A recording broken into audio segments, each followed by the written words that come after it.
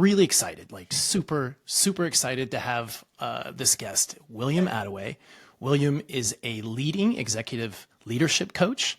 And William, you're kind of like the Yoda to a lot of really, I mean, you kind of are, man. I've seen you. You're probably one of the best listeners, and not only listeners, but the black box that you are just brings back gems that reduce, anxiety of decision making and help leaders really be better for their teams and themselves.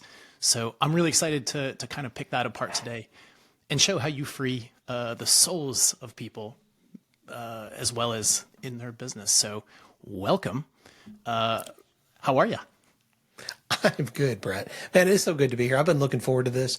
And for those of you who don't know this, you need to pay attention to Brett, because what Brett is doing is helping people operationally to achieve freedom.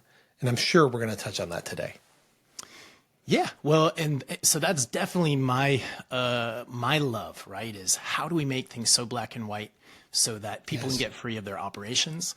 And it just compounds well, because I have to tell you, William, again, your expertise in just unlocking the minds for people, it allows them to get out there and be bold and be more confident and run their teams to get that leverage. So it really is hand in hand. Yes, it is. Yeah, so let's dive in a little bit, and I do have some notes here. The first thing I just want to uncover, like, you spend a lot of time, right, working with others and listening to others and unlocking others. But I want to know about you. I feel like no one ever asks, what really makes up William? So can you give us, just in a ballpark first, like, what's your story? How did you come up and get into this? That's a great question, Brett. It really goes back to when I was 15 years old, which has been a minute. I was a high school student, and I had a teacher who invited me to attend my first leadership conference. It's out of state, had to get on a plane, fly there. And I really didn't, it wasn't something that really just immediately appealed to me. But he saw something in me that I did not see in myself.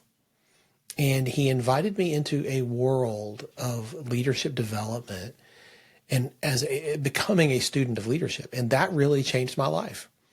And so, when people say, well, I can't really make a difference, I'm just one person, careful, because that one person, that one teacher had a tremendous impact on my life.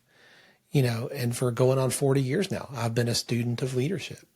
I went into the corporate world and moved out of that into the nonprofit sector. But throughout all of that, coaching leaders was part of who I am. It's part of what I do. And that's just been something that has given me so much joy and fulfillment over the years. Now, leadership, to me, it's always been kind of a general term, right? It encompasses a whole lot of stuff, right? So it's hard not to just think, well, it's kind of a broad category. So out of, you've worked with a lot. How do you define leadership? Like, if you had to really nail it down, what is leadership exactly? I like simple, and it's hard to get a better definition than John Maxwell's. He says leadership is influence, nothing more, nothing less. And you think about that, and you think about how many ways that is true, how many layers there are to that. And it's so incredibly true. The only thing I would add to that is that when it comes to leading yourself, you're the hardest person you're ever going to lead. And so learning how to lead yourself well is really how you begin to build that influence with other people. So I think that's where that starts. Leading yourself, that's a skill, and not a lot of people spend a lot of time thinking or talking about it or working on it. And I think growing intentional there bears fruit in every other part of your life. Interesting. Well, leading yourself. Yeah. So it's kind of a meta statement of having to change your thought patterns and change your thought processes. And I know you've done it a lot for others. And I do want to get in more to that, but catalytic leadership, right? Which is the name of your company, and also your, one of your best-selling books. I love your book, by the way. Thanks. What's the difference then? What is catalytic leadership, and where did that come from? That started actually when I went to college. I went to college as a pre-pharmacy major.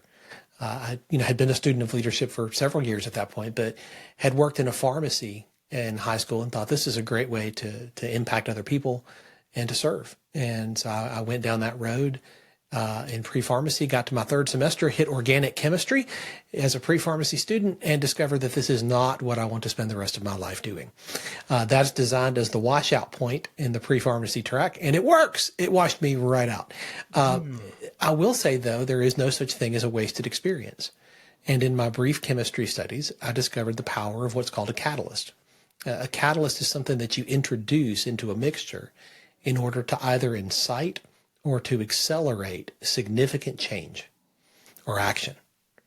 And, as I learned about that, I remember thinking every great leader that I have ever worked for or learned from afar, read about or studied, would resonate with that definition. What makes a leader truly catalytic? Where they're inciting or accelerating significant change or action. And that started a journey for me of discovering what it is that makes some leaders catalytic in their leadership and some leaders not. Well, so can you define then, I mean, what do you see as someone who is and isn't? What is that gap of somebody who's catalytic and someone who's not? A number of different things that I would point to. In the book, what I did is I grabbed 12 threads from the just hundreds and hundreds of clients that I've worked with over the years, over these last almost 3 decades now, and thinking through what made some of them catalytic and whatnot. And I tried to pull 12 of those threads that ran through so many of those conversations. And that's what the book is. It's 12 principles from those 12 common threads. The first one, what I call non-negotiable of catalytic leadership, is to cultivate a teachable spirit. Meaning that you are not walking into the room thinking that you know it all. You're not walking into a conversation focused on what you bring. Instead, you're always listening. You're always learning. And you maintain that humble and teachable posture because I believe you can learn from anybody. Sometimes you learn what not to do, but that can be incredibly valuable. Yeah, I mean, I don't want to get too personal, so let's talk about the book and not about Go for me it, here. man. Yeah, Go for it. No, I'm just joking because legitimately, I'm like that was a revelation I had of myself. Over these past, it's been a slow burn, but absolutely right. For so long, I'm like, what? I know this stuff, or I've seen it, or I've done it. And there was just some shift for me to be like, you know what? I'm just going to go back to the basics and really try to learn it up. And in everything, when you do that, you pick up the stuff that you could have only picked up with that extra knowledge that you had when you went through it the first time. It's like a stupid example. When I played guitar, I was like, well, I know it, I'm good. But then I went back and really tried to learn it. And I'd learn these little tiny things that'd be like, wow, it would just increase my results tremendously. So, oh, so good. Yeah, and that's fascinating. And the fact that applies as a leader, right? Makes me think of young bull in a china shop versus someone who is like, oh, like I don't know it all. What's the biggest transformation? I know out of the 12, and I do want to get to that because you've played around. I want to know like what the best. Well, let's do that now. Actually, so out of the 12 that you do teach, you have coming with that student mind frame. Which of the 12 is like the most impactful when someone really internalizes it? The teachable spirit, cultivating that intentionally is a daily choice. And this is something that you choose to do. And this is something I choose to do daily. I want to be the most teachable person in any room I'm in any conversation I'm in. I want to listen more than I speak. And that one really undergirds all the rest. If I were to go to the next one that I think is impactful, it would probably be to discover your wiring. Every one of us is wired differently. We have different experiences, different skills, different things that have happened to us or for us in the past. And we all bring that into who we are. That's part of the wiring that makes us up. So often we try to lead ourselves or lead other people as though we're all the same. And that is an incredible mistake. When you discover how you are wired and you learn to operate as a leader based on that, instead of how you think you should be wired or how somebody else is wired, when you discover your wiring and you lead from that place, what that gives you the ability to do is be confident in who you are. Then you discover the wiring of your team. and you begin to lead them as they actually are. And you begin to see them as actual 3D human beings, not just cogs in a machine. And when you do that, people lean in. Retention goes up, churn goes down, everything starts to move. Wow. So yeah, when I was right out of college, I bought this used dirt bike. Bought it off Craigslist, like $60. Yeah. Ended up flipping it for like 1,000, right? Which was cool. But yeah, there was this brake function that was just a little off, right? And I just wanted to like squeeze it down to fit a part in there to make it work, something like that. Yeah. And I just remember forcing it and forcing it and forcing it, and it broke, and it pretty much broke the whole bike. I had to really put in time and effort to fix it. And that's kind of what that gives me. It's like, it feels to me talking like so many leaders and so many people are playing the part, they're playing the role, they're playing this rigid, as you say, cog, rather than going internal and understanding who they are and what they are strong at. Yeah, that's fascinating. What change? And of course, we're talking about freedom, freeing yourself, and how that applies. So what changes as leaders, when you've instituted that? You've done it for many companies, many leaders. What have you seen? What changes actually happen? When I watch a leader step into themselves and step into becoming the best version of them, not trying to be somebody else or what somebody else thinks they should be. When I see them step into that, what begins to change is their confidence first, because you have more confidence in who you are. And when you are authentically you, well, that changes everything. Now you're able to be comfortable in your own skin. When you begin to treat other people as they are, not as you think they should be, all of a sudden they have more confidence. What this does is it changes the dynamic of the culture. This is why tools like the Working Genius assessment that I use, like this is a phenomenal tool to help people understand part of their wiring. Where do you bring the most value as a team player? Where do you operate out of your zone of genius versus your zone of frustration?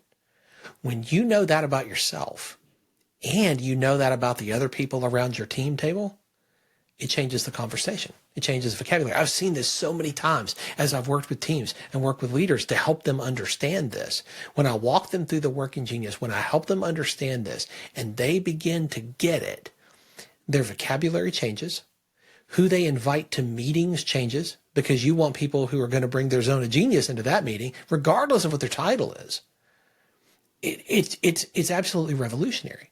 And what I see is that it is reflected on the bottom line 100% of the time.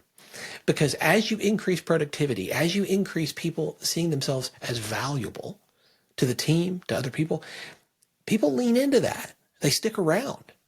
They're not as eager to hop and run down the street, for a few more bucks. And when people lean in that way, it changes the company, not just the bottom line, but it's certainly reflected there. It changes the culture, the working environment. And if you can change the environment of a team, Katie bar the door. Wow. That's really insightful. It's got me thinking in a lot of different directions. And I know that's not the first time you've heard that. I'm positive of it. I hope so. I hope it helps. That's the goal, right? Interesting. Well, so I know my superpowers at this point. 5, 6, 7 years ago, I didn't. And I was just kind of bashing, I think people get stuck in certain roles and then you don't have a chance to explore. So you kind of have to be willing and ready to break those. But I think a lot of people, I'm curious on your take. It's people that are more generalist, those people that can fly and adapt. Do you believe in generalists, or do you believe that everyone has their true superpower if they really just looked and found it? That's a fantastic question, Brad. I think what I would say there is that everybody has zones of competency, to use the genius language, right? And you may be completely competent, even highly competent in certain areas. And so you seem like more of a generalist. But there are going to be things that are easy for you that other people look at and say, there's no way I could do that. There's going to be things that are just, they're just natural for you. This is an indication of a zone of genius area. And I think if you get team members operating in their zones of genius, if you get you as a leader operating in your zone of genius, you find freedom from a whole lot of problems that happen when you've got people spending way too much time in their zones of competency or their zones of frustration. That really resonates. That resonates a lot. And I think, so I, as you know, go into companies and my mapping system, I really try and pick it apart and surgically define who is doing what and why. And the number one, actually, I'd say it's the number two, both problems you solved. The number two bottleneck I find, it's the misalignment of teams with the responsibilities. And those that have ones that wear many hats, like leaders that know someone's competent, they know they'll do the thing, and they just start loading them up. And it gets done, but it causes a lot of stress and a lot of gravity and taking them out of what they're really, really good at. So that's fantastic. Number one bottleneck, in my opinion, by the way, is the founder. Always seems to be. 100%. Yeah, always is. Well, I mean, the founder started the thing. They had to do everything at the beginning, right? And most of them have great difficulty. Most of us have great difficulty taking our hands off of what we've always done. Learning how to delegate, learning how to hand things off. The thing that we started the business to do in the first place, by the way, because we wanted the ability to have freedom, time freedom, financial freedom, location freedom. And yet most people don't make that turn. They don't learn to take their hands off and let other people operate in a different way than we do. We don't give them the freedom to learn what we learned. And that's a mistake. It is a mistake, but it's hard not to empathize too with those that are following that, because I got the t-shirts. Yeah, right. We got the stripes to prove it. And it's true. It's, you're burned once by a client blowing you up with something that was easy to you, but your team, they try. So there is that learning curve you have to get through. There's actually finding time to SOP and write things out and know where you're actually stuck, right? And that confusion when you're in it,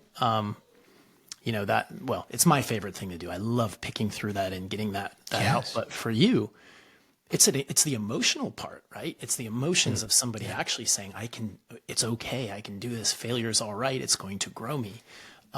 So, what I'm curious, all the people you've worked with, is there a specific transformation, that emotional change of someone where you just could see it? You saw the ceiling. And there, and what was the change after, and what did you teach them? What were they missing? I'll give you a recent one. I'm working with a guy who, leader of a very, very large organization. And he was having difficulty leading up. And this is so often something that we skip right over because we think as founders, we don't have to worry about leading up. There's nobody above us. Yeah, there is. There's always somebody that you report to. There's always somebody that you answer to for the results that you have. And in this particular case, learning how to lead up was a challenge. And that's why he came my direction. And so we began to work through this. And I'll tell you, out of all the people that I have worked with, this guy, who is probably one of the highest capacity leaders that I know, I have never seen anybody take action faster, be more intentional about implementing what we talked about than this guy. And I've never seen anybody have a breakthrough so fast. What was the breakthrough? What was the learning how? It was just that moment when he understood, I'm leading up differently than I want to. What I'm actually doing, how I'm actually behaving, is not who I want to be. And sometimes you just need somebody from the outside who's going to ask you questions, because I kept hearing things in what he was saying, and they were painting a picture, and I was like, I don't think that's who you want to be. And so I would ask questions, because questions are if you ask the right questions, you get the right answers. If you don't, you won't. And so I kept asking questions to hold up a mirror and say, okay, let me ask you this. You said this, and in leading other people, you do this. In this particular relationship, you're not doing that. Why is that? And he didn't have an answer because he couldn't see it. You can't see the whole picture when you're in the frame. He couldn't see how he was treating this one relationship differently, how he was leading differently up than he was leading in every other direction. And so when he saw it, man, I saw that light bulb go off in his eyes. And I said, okay, so now you know something you didn't know before. You see a blind spot that you didn't know was there. What are you going to do? And he came out with 3 things he's going to do. I'm going to go do this. I'm going to go do this. I'm going to go do this. And before our next call, he had already dropped in our Slack channel. So I did this, and this is what happened. I did this, and this is what happened. I did this, and this is what happened. And it was truly a game changer for him and his leadership. Today, his relationships in that company are tremendously improved based on what he learned about himself. But you can't see the whole thing when you're in it. You're too close to it. So that's a recent example of somebody that I was so proud watching him win, because that's what happens. And the difference in his team's morale, the company culture, everything is changing because all of that trickles down. No, that's beautiful and life-changing, not just for him, but as you said, the team. Incredible. Yeah. So, William, an idea is brewing in my mind here, because I feel like the things that you do kind of can be similar to the things that I do. And someone can, tell you, William comes in and makes these changes and he's able to get deep. And same with me, I can go in your business and I can tell you all day, but the only way to really know is to show. So, as we kind of come to the end of the half hour, I'd like to be transparent and kind of open up. Can you work a miracle on me? Can you find something I didn't know about myself? Can you ask some crisp questions? I'd love to see it in action, and let's improv it. So tell me this, Brett, thinking about your business or your team, what is one of the biggest challenges that you have right now? If you could choose one thing and I could wave a magic wand and this is better, what comes to mind?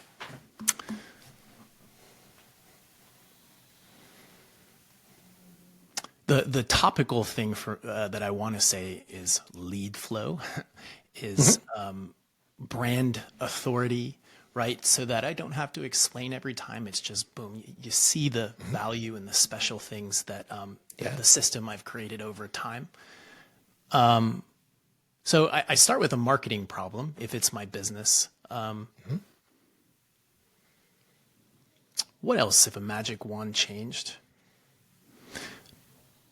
So if we're keeping it general to go to the other, Dr. William, what you said previously resonated with me as well. It's, and I think with many leaders, there's this confidence, imposter syndrome, thing, right? Where you act, not as yourself, not as what your best superpower is. And I think if I could change that and really just bring every day, I think they're related, right? If everyone kind of knew what I really could do to help them, and if I could just feel that at any given time and always, I think that mental cacophony kind of just potentially could go away. How many words was your question? Because that's like 29 times the amount of words back. That's okay. And honestly, that's the value of it, Brett. Because when we talk about these things and we talk about the issues and the interconnectedness of the problems, like you just showed, what we do is in talking this out, this often is the very first time that the leaders that I work with have ever had a space to do that. The entrepreneurial world, founder life is lonely. You're building something for freedom. You're building it for that time, location, financial freedom. That's what you're after. But so often, there's nobody to talk to. There's nobody to bounce ideas around. There's nobody to process verbally out loud with. And that thinking partner role is one that I often fill with clients. And as we talk things out, the answers are there. And we see the interconnectedness, because when you put everything on the table, you can see the threads that connect. You can see everything that crosses. And you can begin to say, oh, now that I see that, I could do this. it is remarkable how simply verbalizing and talking things through, putting everything on the table so that you can see it, feel it, touch it, hear it, smell it, all of a sudden it becomes real and it becomes really solvable. Does that make sense?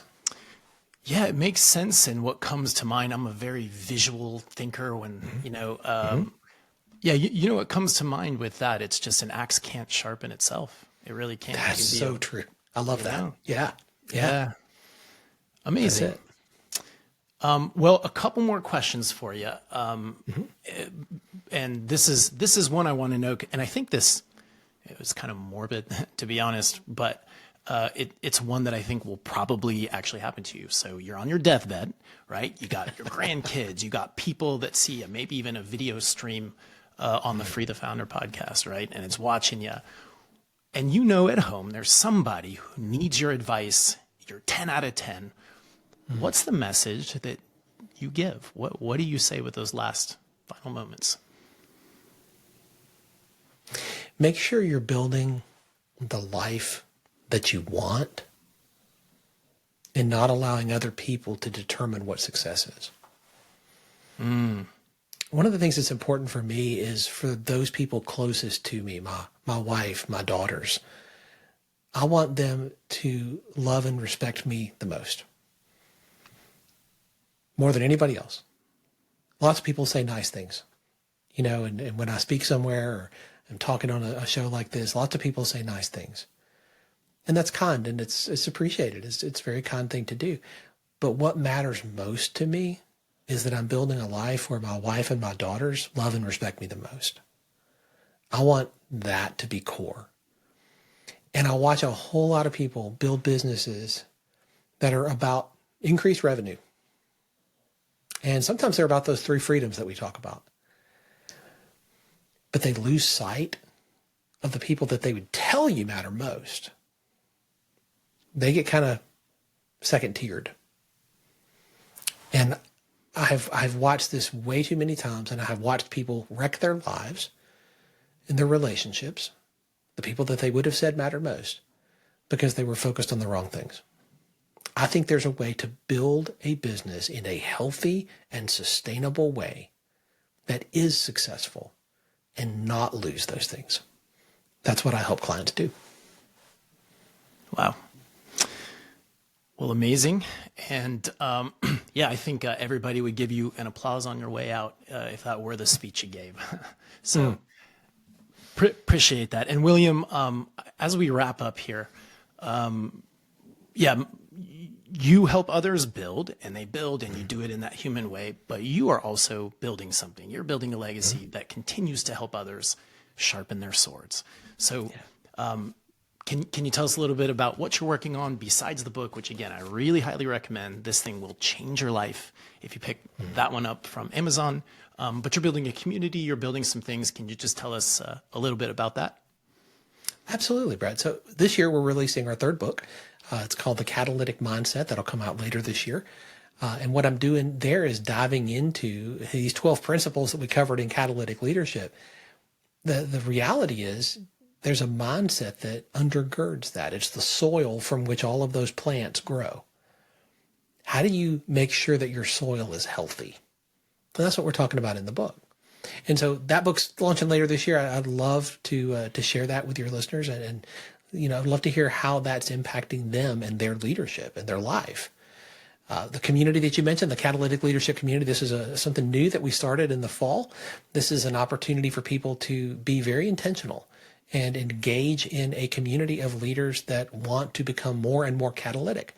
This is the repository where I share a whole lot of the resources that I have built over the years and have shared with clients. This is now a place where you can go and access those. And that's something that you can hit 24/7. I'm not available 24/7, but this community is. And that repository is something that we're going to build into and build out for years and years to come. And I hope that's going to be a library of resources that are going to help leaders to grow very, very intentionally into the leader they want to be. Yeah. Well, and it sounds like too, with the way AI is going, which we didn't get into, you will be available 24/7. It's a lot of It's funny. knowledge. We're working on that. Oh, there you go. Perfect. Right. Well, so if you're somebody, you are a leader yourself, you're trying to build something, and you come up across what I do, that imposter syndrome, that confidence, and really, as we found out in just that little bit of time today, that misalignment, right, of who you actually are and then what you're trying to do. I can't tell you enough. And the reason I know William is I've done some coaching with him, and I can't recommend enough all of his materials and mindsets. It will change your life and make you a better you, and therefore make others better, which is all we can ask for, right? That chain. So William, really appreciate you hopping on today and kicking this off. And so if you'd like, join, where can they find you? Catalyticleadership.net. Catalyticleadership.net. That's the hub. You can find out more about the coaching we do, the books we have, the community that we have. So many different places that you can engage there. Fantastic. Well, freedom, it's on the way. It starts right here, and everything else can also be freed. But this is really where it starts. So again, thank you for being on. Appreciate you, William, and can't wait to see where this next project for you goes. So we'll be in touch. Thanks for having me on. It's truly an honor to be on the show. Thanks for having me. Indeed. Thank you.